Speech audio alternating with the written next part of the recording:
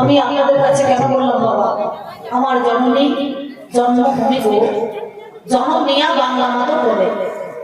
যেদিন আমরা উত্থাপনে হেড করি মাতৃগর্ভের মধ্যে এখানে ছিলাম, সেদিন পরজনে কেঁদেছিলাম আর বলেছিলাম, মা এই মর্তের মধ্যে এখানে যাবো, তোমাকে ডাকবো, জানবো, শুনবো, চিনবো, তোমার সাথে ভজন করবো নাকি বাবা। আমরা কলিযুগের মানুষ, মর্তাসী মরতে পড়ে গেছে গর্তে, ফিরতে পারছে না মহাগর্তে নাকি বলছে। এই জগৎটা কিন্তু মরার জগৎ, মানুষ মরে কবার প্রত্যেকদিন আমরা দেখবেন 3 বার করে মরে পড়ে থাকবে। কখন? একবার ঘুমে, একবার জমে, আর একবার হচ্ছে কামে, তাই তো? এই মরা বাজার খেলা থেকে বাঁচবার জন্য যিনি আমাদের আল্লাহ শক্তি মহামায়া পুরো কুণ্ডলিনী ব্রহ্মময়মা 3.5 প্যাচে প্যাচ মেরে মূলাধারে বাবার মুখে মুখ লাগিয়ে বাবার পরম সুখে ঘুমাইছে, তাকে জাগ্রত করতে গেলে পরে একটা যোগের দরকার আছে নাকি বাবা। সেই জন্য মায়ের কাছে বললাম, আমার জননী জন্মভূমি জন্ম নেয়া বাংলা মতো করে। এই 84 লক্ষ জন্ম নিয়ে 84 লক্ষ জনী মানব জন্ম নিয়ে আমরা কিন্তু কাজে লাগাতে পারলাম না। কেন? কারণ 84 লক্ষ জন্ম মানব জন্ম পেয়ে আমরা কি করলাম না, মর্তের মধ্যে এখানে 84 বার এসেছে। এই 84 লক্ষ মানব জন্ম পেয়ে এই মানব জন্মটা কিন্তু কাজে লাগাতে পারলাম না। কারণ না, মানব জন্ম আমাদের মধ্যে এখানে দুর্লভ জন্ম, সেই জন্য এই মানব জন্মটাকে কাজে লাগাতে পারলাম না। কেন? আমার সাধন হলো না, ভজন হলো না। বাংলায় 3টে অক্ষর বসাইতে হয়, একটা ভ, একটা বর্গীজ আর একটা বর্গ। মহাকালে ভক্তি ভরে বর্গীজ জন্মস্থলে তোমখানে নৃত্য করে যেত, তাদের দ্বারাই হয় সাধন ভজন। সেই জন্য আমরা ভজন করার আগে কিন্তু ভজন করে বসে থাকছি নাকি বাবা, তাই না? সেই জন্য মায়ের কাছে বললাম, মা আমার জননী জন্মভূমি গো, জন্ম নেয়া বাংলা মতো করে। আমার একজন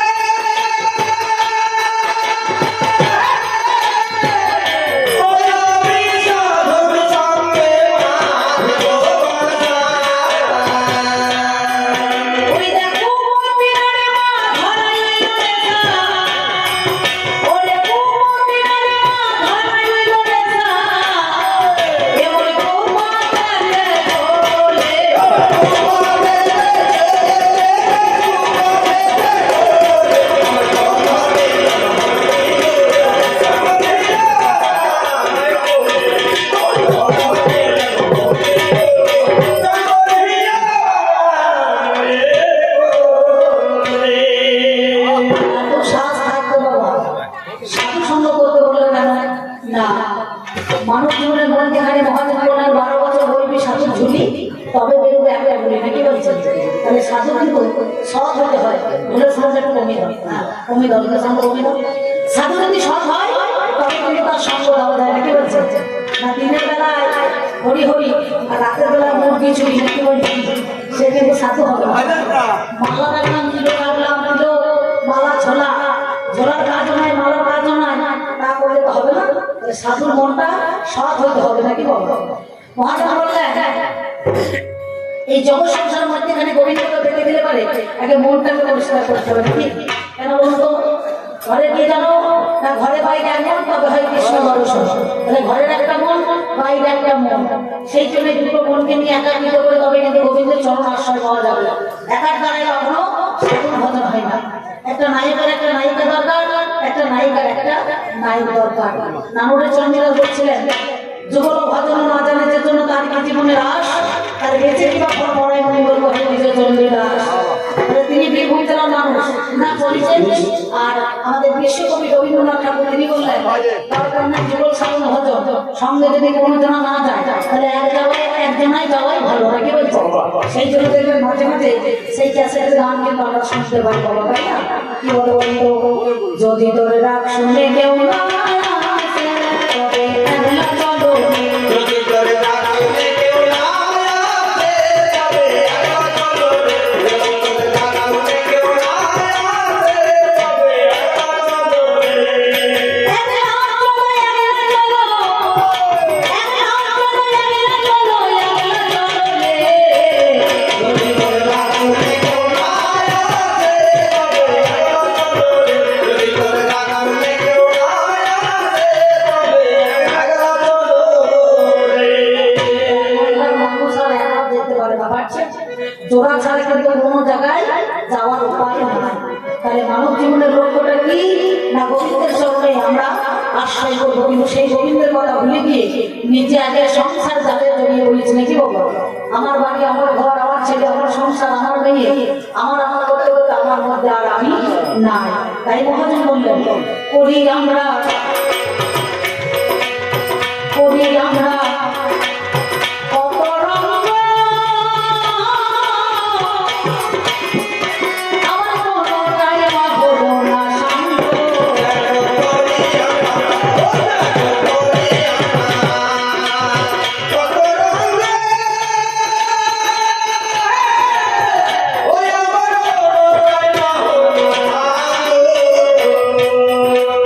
সদাই আসা তোমাদের সঙ্গ, আমার সদাই আসা তোমাদের সঙ্গ, ওরে কামিনী কাঞ্চনে মিশে,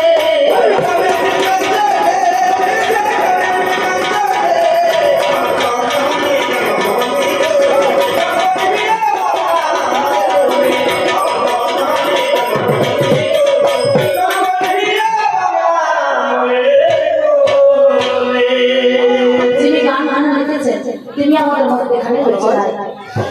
আমাদের বর্ধমান জেলায় ভারত থানার অন্তর্গত চৌধুরী বেলগ্রামে ওনার বাস ছিলেন। স্বর্গীয় আমার গুরুদেব হরিশাল দাস মহাশয় তিনি মায়ের কাছে বললেন, মা না চাইতে সব কিছু করেছো তুমি দান, শেষের দিনে থাকবো না আমি, সঙ্গে যাবে মধুর হরি না, এই নাম যাবে আর আমার প্রাণ যাবে, এছাড়া যাওয়ার কোনো উপায় না। তাই তিনি বললেন অধম হরি সাধনের, অধম হরি সাধনের এই মিনতি, যার সুমতি নারীর হোম,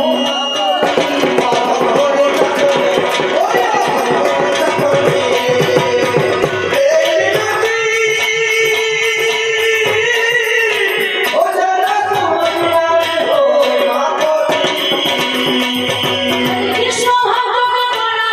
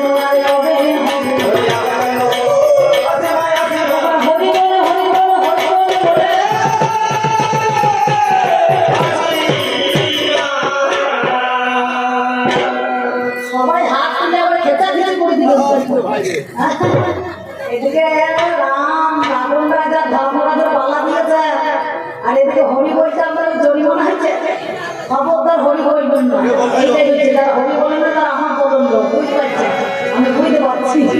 হরি গাছে জল দিলাম নয় মায়েরা, লঙ্কা গাছে জল ধরে বোতল করে মুড়ি খাওয়া হবে। অনেক জায়গায় দেখেন হরি গাছ চচ্চড়ি হয়ে যাচ্ছে, তাই না? অনেক দেখবেন, সত্যি বলছে, অনেকটা গ্রামে গ্রামে গান করতে যাই তো কোনো জায়গা থেকে হরি গাছ চচ্চড়ি হয়ে যাচ্ছে। তাহলে হরি গাছে জল দিলাম নাই, লঙ্কা গাছে জল দেবেন, আর লঙ্কা ধরলে পরে বাজারে বিক্রি হবে নাকি না? তাহলে ভালো কথা, হরি বললেও আমার কমিটি ভাইয়েরা পয়সা দিয়ে দেবে, আর না বললেও দিতে দেবে নাকি? জোর করে আপনাদের হরি বলানো যাবে না। তাহলে দিনের বেলাতে মহাজন বললেন বাল্যকালে হরি ভজে হরি কবর আছে, যৌবনকালে হরি ভজে হরি আসে কিনা আসেই, আর বৃদ্ধকালে হরি ভজে জমের পর আসে নাকি? বয়স যখন 80 বছর হয়ে গেলে তখন হরি বললে হবে? হরি বলে কাজ না, সময় সময় হরি বলাই ভালো। তাহলে আপনারা বলবেন মাঝে মাঝে বলতে হবে। কেন? আমরা পঞ্চায়েতের এলাকায় পৌরসভা এলাকায় বসবাস করি, এই দেহ জমির একটা ট্যাক্স আছে, রসিদের কাজ হয় বাবা নাকি, খাজনা দিতে হয়। তাহলে মাঝে মাঝে হরি বললে আমার লাভ নাই, আপনাদের লাভ হবে নাকি, তাই না? সেই জন্য আমার জন্য নয়, আপনারা মাঝে মাঝে বলবেন, আমি যখন বলবো তখন আপনারাও বলবেন। তবে আমায় যখন পাঠাই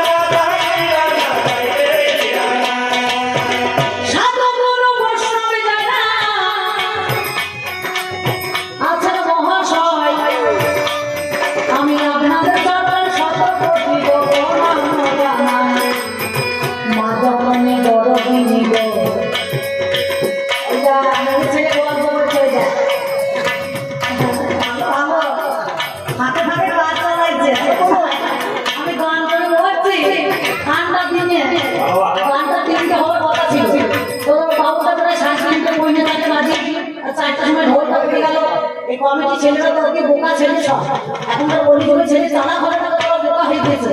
আরে সকালবেলা 9টাতে কবি গানটা দিয়ে বিকালবেলা গানটা শেষ হয়ে যাবে, বয়স্ক মানুষ শুনতে চলে যাবে। এবার তোরা বাবু চালাবে না, সারা রাত ধরবে। কেউ বারণ করেছে? কে বলেছে বলুন দেখিনি? ঠান্ডা কে ভোগ করবে? হ্যাঁ, তাহলে আশা মন করছে তারা কিন্তু পরিমাণ শুনতে আসতে পারছে না বাবা। তো ছেলে পেলে তাই হয়, যখন দিনের বেলা বাবু দিয়েছে, এবার রাতের বেলা কবি গান আরম্ভ করে দিয়েছে নাকি মায়েরা? চৌমিকা দিদিকে এনেছি এরকম চাল্লা যাতে সকালবেলা থেকে গান আরম্ভ করে দিই। কবি গান তো সকালে সকালে পালাবে বৈকালে দিনের বেলা, তো রাতের বেলা গানটা দিয়ে দিলে পরে ভালোই হবে, আজকে পর্যন্ত একটুখানি থাকবে নাকি বলছে। তো মায়েরা আমাকে দেখতে পাবে, তাই মা তোমাদের জন্য কমিটি ভাইরা বায়না করে নিয়েছে, দয়া করে যেন গোলমাল করো না, গল্প করো না, তোমাদের ফাঁকা পাই প্রমাণ করছে অন্ধকার।